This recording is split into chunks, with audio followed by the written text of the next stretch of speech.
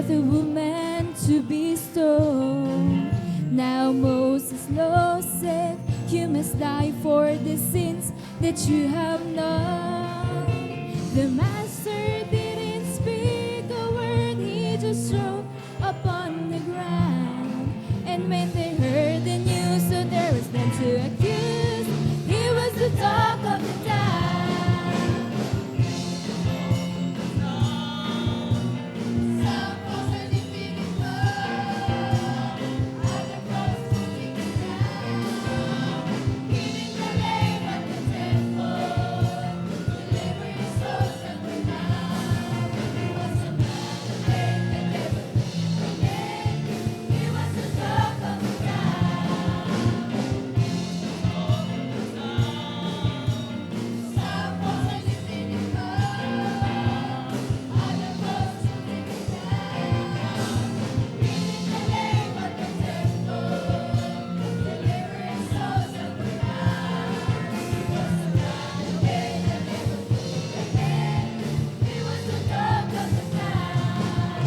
The scribes and the Pharisees brought the woman to be stoned. Now Moses' law said, you must die for the sins that you have done.